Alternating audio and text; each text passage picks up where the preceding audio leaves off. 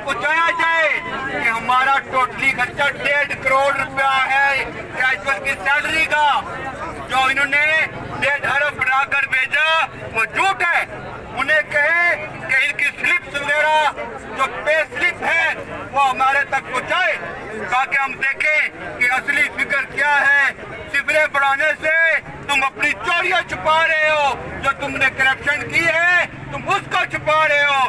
गरीब को अगर तुम 1 लाख रुपया दे देते तो आज गरीब रोड पे ना होता। सिर्फ 17-18 हजार रुपये लोग तनख्वाह है इनकी, उसमें भी ये कलील तनख्वाह में लोग गुजारा करते हैं। शर्म आनी चाहिए। जब भी इंक्रीज की बात आती है तो आप कहते हो हमारे पास पैसे नहीं।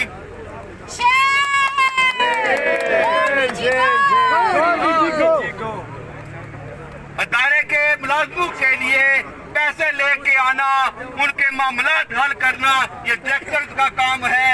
यानी वहाँ पे बैठे एक जोकर की तरह हंसना शुरू कर दे जी कि हमारे पास पैसे कोई नहीं। जब इनसे फिगर पूछी जाती है तो एक दूसरे को कहते हैं आपको पता ही है। ये कोई जवाब है? ये डायरेक्टर जवाब देता है कि आपको पता ही है। फिगर का नहीं पता कि कितना है, बस पता ही नहीं है।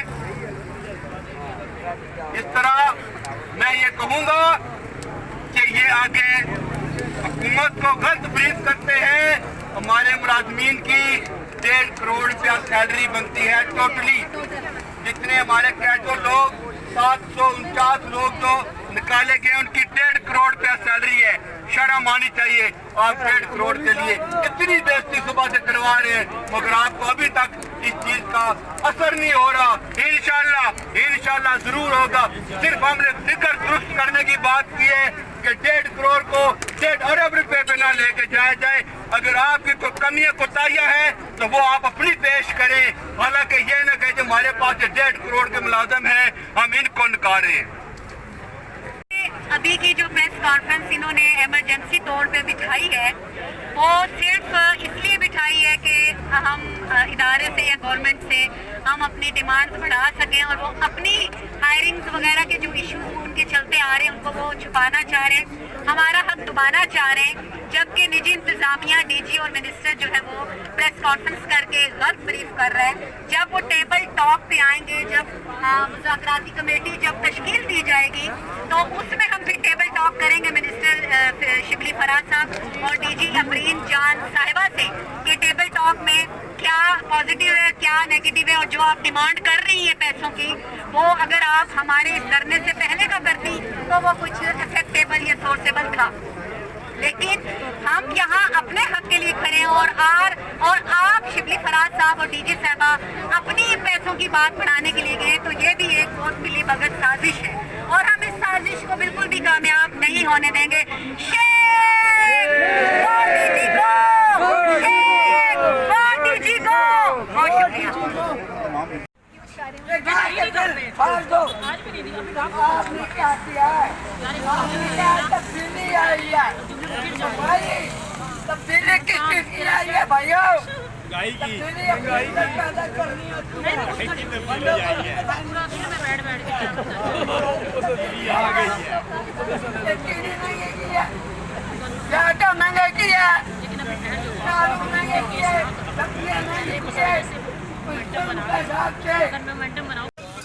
जी अस्सलाम वालेकुम नाजरीन, ग्लोबल करंट न्यूज़ की जानिब से मैं हूं तैयब गोंदल और हम मौजूद हैं इस वक्त सुप्रीम कोर्ट के बिल्कुल सामने और ये रेडियो पाकिस्तान के मुलाजमीन प्रोटेस्ट कर रहे हैं।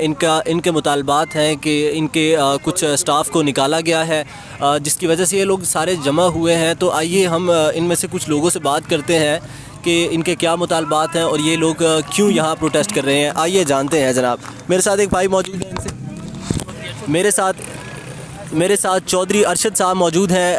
हम इनसे बात करेंगे हाँ और हम इनसे बात करेंगे और जानते हैं कि इनके क्या मुतालबात हैं। जी अरशद साहब बताइएगा कि आप क्यों यहाँ जमा हुए और क्या मुतालबात हैं आपके। बिस्मिल्लाहिर्रहमानिर्रहीम। मेरा नाम चौधरी अरशद गुजर है। मेरा ताल्लुक़ PVC एम्प्लॉई यूनियन से है। मैं उनका सेक्रेटरी जनरल हूँ। मेरे साथ मरकज़ी सदर बैठे हैं, मेरे साथी जफ़र साहब बैठे हैं, मलिक सोहेल साहब बैठे हैं, नदीम साहब बैठे हैं और हमारी पूरी काबीना पूरी यूनियन के मेंबर आए हैं। ये असल में जो कॉन्ट्रैक्ट एम्प्लॉई हैं 749 आदमी को इन्होंने कल शब 6 बजे शब खून मारा है और उनको एकदम से इमीडिएट टर्मिनेट कर दिया, जो कि सरासर ज़्यादती है, कानूनी भी ज़्यादती है, अखलाकी तौर पे भी ज़्यादती है।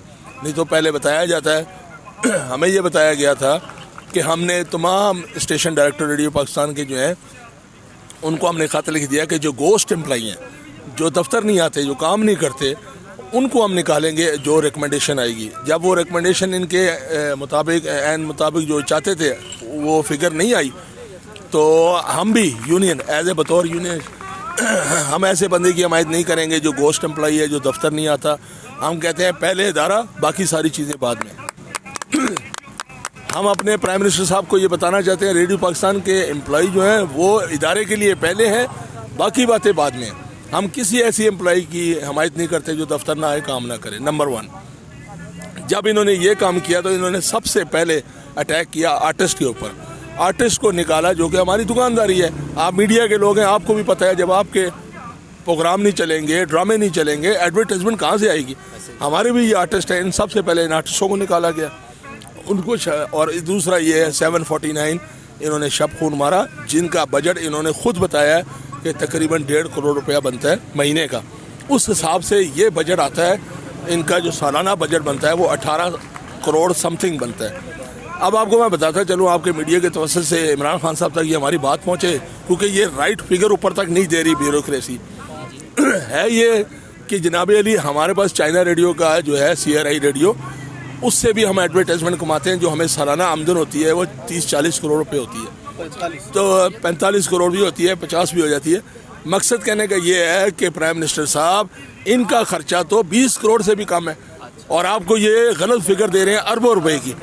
इनका 20 करोड़ रुपया तो एडवर्टाइजमेंट से निकल आता है खर्चा, बाकी जो रिलीज आती है उससे हमारी तनख्वाहें और हायरिंग चलती है। हायरिंग के बारे में आपको बता दूं कि सबसे पहले जब से ये DG साहब आई हैं, इनके पास एडिशनल चार्ज है, फुल DG नहीं है यहाँ पे। इन्होंने आते साथ ही सबसे पहले ऑल पाकिस्तान की हायरिंग बंद कर दी। उस हायरिंग को भी बंद किया, जो कि हम उसके खिलाफ जो है कोर्ट में गए हुए हैं, इस्लामाबाद हाई कोर्ट में भी गए हैं और NIRC कोर्ट में भी गए हुए हैं। उसका फैसला भी अनकरीब आ जाएगा। ये ज्यादती दर ज्यादती करते जा रहे हैं हमारे साथ, और ना हमारी सेक्रेटरी बात सुनता है, ना हमारी कोई बात सुनता है ऊपर के ब्यूरोक्रेट जो है। तो हमारी प्राइम मिनिस्टर साहब से डायरेक्ट अपील है कि खुदारा इंटरफेयर करें और किसी ऐसे बंदे को भेजें या हमें बुला लें अपने पास। हम आपको फिगर बताते हैं कि राइट फिगर क्या है, और ये आपको जो फिगर बता रहे हैं वो गलत है टोटली। इन्होंने हायरिंग बंद करने के बाद ऑल पाकिस्तान का मेडिकल बंद कर दिया। अब आप खुद सोचें, लोगों के ऑपरेशन है, किसी का किडनी की प्रॉब्लम है, किसी को गुर्दे, किसी का हार्ट का मसला है, कोई हेपेटाइटिस है, तो ये इन्होंने जो इंसानी हकूक़ की भी इन्होंने खिलाफ वर्जियों की धज्जियाँ उड़ा दी हैं कि मेडिकल बंद कर दिया इन्होंने। आज तक 3 साल हो गए किसी को मेडिकल नहीं मिल रहा। तो मेरा ये धरना जो है, ये ख़ास तौर पे ये जो मुलाजमीन है, जो आपको बता रहा हूँ, 20-20 साल हो गए इनको यहाँ पे नौकरियाँ करते हुए, इसी इदारे के अंदर ओवर एज हो गए। अब आपने इनको जाके एकदम से निकाल दिया, इनको कौन रखेगा बाहर। ये हमारी माएँ बहनें बेटियाँ जो यहाँ बैठी हुई हैं, जो अपने इज्जत का भरम रख के, पर्दा रख के यहाँ पे नौकरियाँ करती हैं, प्राइम मिनिस्टर साहब उनको निकाल दिया। आपके विजन के मुताबिक आपने तो कहा था 1 करोड़ नौकरियाँ दूंगा, हम किसी को नहीं निकालेंगे, लेकिन ये ब्यूरोक्रेसी आपके विजन के खिलाफ चल रही है और आपके खिलाफ ये एम्प्लॉई को खड़ा कर रही है, आपकी हुकूमत के खिलाफ खड़ा कर रही है। तो लिहाजा खुदारा इसका आप भी नोटिस लें, और चीफ जस्टिस साहब से भी गुजारिश की हुई है, आज सुबह से बैठे हैं कि आज कुछ नोटिस लें ताकि ताकि ये हमारा ये मामला हो। लेकिन आपके मीडिया के तवज्जुह से एक बात बता दूं कि ये PID में या कहीं और बैठ के बातें कर रहे हैं कि ये एक टोला है। मैं आपके मीडिया के तवज्जुह से बता दूं, ये एक टोला नहीं है। अभी हमने ऑल पाकिस्तान की कॉल देनी है रात को, इंशाअल्लाह पूरे पाकिस्तान से जब गाड़ियां भर के इधर आएंगी तो फिर हम इन्हें बताएंगे कि ये एक टोला है या और ऑल पाकिस्तान के एम्प्लॉई हैं। लिहाजा जब तक, जैसे ये आपने रात के अंधेरे में इनके टर्मिनेशन के ऑर्डर किए, इसी तरह इनके ऑर्डर वापस करें, तब हम यहाँ से जानेंगे, नहीं तो जब तक ये धरना जारी और सारी रहेगा इंशाअल्लाह। जी अस्सलाम वालेकुम नाज़रीन, हमारे साथ मौजूद हैं मलिक सुहेल साहब, और हम इनसे जानते हैं कि रेडियो पाकिस्तान की स्टाफ बड़ी तादाद में सुप्रीम कोर्ट के सामने मौजूद है। तो आइए जानते हैं मलिक सुहेल साहब से कि इनके क्या मुतालबात हैं। जी सुहेल साहब बताइएगा। अस्सलाम वालेकुम, मेरा नाम सुहेल मलिक है, PVC एम्प्लॉइज़ यूनियन से मेरा ताल्लुक़ है। रेडियो पाकिस्तान में हम लोग रेगुलर हैं, लेकिन यूनियन उन तमाम कॉन्ट्रेक्चुअल एम्प्लॉइज़ के साथ खड़ी है जिनको फौरी तौर पे कल मुअत्तल कर दिया गया, शब खून मारा गया। ये इंतहाई मेहनत कश लोग हैं, कॉन्ट्रेक्चुअल एम्प्लॉई हैं। 17,500 रुपये ये कम से कम इनकी जो आमदनी है 17,500 रुपये ये ले रहे हैं। मुझे बड़ा अफसोस से ये कहना पड़ रहा है कि चंद माह पहले तकरीबन 350 लोगों को इस सर्विस से टर्मिनेट कर दिया। कल 749 लोगों को इस सर्विस से टर्मिनेट कर दिया गया कि हमारे पास बजट नहीं है। खुदारा ये बजट अरेंज करना फ़ाइनेंस डायरेक्टर का काम है। फ़ाइनेंस डायरेक्टर हमारी आपसे पुरज़ोर अपील है, खुदारा इन लोगों का ख्याल रखें। जैसे आपके घरों के चूल्हे जल रहे हैं ना, इसी तरह आप भी कोशिश करें कि इन लोगों के भी जो कॉन्ट्रेक्चुअल एम्प्लॉइज़ हैं, इन लोगों के भी घरों के चूल्हे जो हैं वो सर्द ना पड़ें। इन लोगों के भी बच्चे हैं, इन लोगों की भी फैमिली हैं, इन लोगों की भी रिस्पॉन्सिबिलिटीज़ हैं। इनकी भी पेंडिंग लाइबिलिटीज़ जो है ना वो बहुत ज़्यादा हो चुकी हैं। 4 से 5 माह हो गए हैं आप लोगों ने इनको तनख्वाहें नहीं दी। खुदारा इन कॉन्ट्रेक्चुअल एम्प्लॉइज़ को इनकी उजरत दें और इनको पसीना खुश्क होने से पहले इनकी उजरत देनी चाहिए थी, लेकिन अब 4-5 माह से आप लोगों ने इनको तनख्वाहें नहीं दी। अगर हम बात करते हैं रेडियो पाकिस्तान के बाकी तमाम रेगुलर एम्प्लॉइज़ की, तो एक स्पेसिफाइड एरियाज़ में भी आप लोगों ने हाउस हायरिंग की मद में जो है ना वो उन सिर्फ चंद शहरों में जो है ना वो दी आपने हाउस हायरिंग। लेकिन बड़े अफसोस से कहना पड़ रहा है, आल पाकिस्तान जिस तरह पहले हाउस हायरिंग दे रहे थे, अब आपने उस पर भी शब खून मारा और वो भी आपने उनकी हाउस हायरिंग जो है ना वो तकरीबन तनख्वाह के बराबर उनकी हाउस हायरिंग होती है, वो भी आपने रोक दी। हमारी आपसे गुजारिश है कि खुदा के लिए इन लोगों का ख्याल रखें, अपने लोगों का ख्याल रखें। आप लोगों के लिए आसानियाँ पैदा करेंगे, अल्लाह ताला आपके लिए आसानियाँ पैदा करेगा। हर बंदा इस दौर में कुछ किसी न किसी मुसीबत में मुब्तला है, कोई बीमार है, कोई किस तरह, लेकिन खुदा के लिए इनको तनख्वाहें दें, इनको मेडिकल की फ़ैसिलिटी जो आप लोगों ने देनी है वो दें इनको। पेंडिंग लाइबिलिटीज़ में मेडिकल एक बहुत बड़ा आपके पास एक बर्डन पड़ा हुआ है। खुदारा मेडिकल के हवाले से भी सोचें कि मेडिकल जो है ना पीबीसी एम्प्लॉइज़ को दें। अच्छा मलिक साहब, ये बताइएगा कि आजकल आप लोग नौकरियां भी आपकी चली गई हैं, आपके रेडियो पाकिस्तान के स्टाफ की नौकरियां भी चली गई हैं और महंगाई का बहरान इतना है कि आटा, चीनी, दाल की कीमतें भी इतनी हद तक यानी कि ऊपर चली गई हैं। तो इस सूरत हाल में आप लोगों के स्टाफ को भी निकाल दिया गया है, उनसे नौकरियाँ भी छीन ली गई हैं। तो इस बारे में ज़रा बताइएगा कि महंगाई के हवाले से थोड़ी सी ब्रीफिंग दीजिएगा प्लीज़। मैं महंगाई के हवाले से एक बात करता हूँ कि हर साल हर गवर्नमेंट में एडहॉक रिलीफ दिया जाता था, जो बाद में 3-4 साल के बाद रिवीजन ऑफ पे स्केल में वो मर्ज हो जाती थी। लेकिन हमारे साथ ये अलमिया ये है कि इस गवर्नमेंट ने हमें इस दफ़ा किसी किस्म का कोई एडहॉक रिलीफ नहीं दिया। हमारी तनख्वाहें नहीं बढ़ी, 10% बढ़ा देते, 15% बढ़ा देते, कुछ बढ़ा देते, लेकिन एहतजाज के बावजूद ऑल पाकिस्तान एहतजाज किया गया, डी चौक में एहतजाज हुआ, हम सब लोगों ने एहतजाज किया, लेकिन इसके बावजूद उस पर किसी ने इस बात पे जो है ना वो सोचना गवारा नहीं किया। अब ये भी सुनने में आ रहा है कि हमारी जो एनुअल इंक्रीमेंट होती है वो किसी की 500 होती है, किसी की 1000 होती है, मुख्तलिफ स्केल के हिसाब से होती है, तो उस पर भी जो है ना वो कट लगाया जा रहा है। मेरी आपसे गुजारिश है, इस इंतज़ामिया से गुजारिश है, प्राइम मिनिस्टर ऑफ पाकिस्तान से गुजारिश है कि खुदारा हमारी ये जो एनुअल इंक्रीमेंट है इसको बंद ना किया जाए। बहुत शुक्रिया जनाब, बहुत शुक्रिया अरशद साहब, थैंक यू।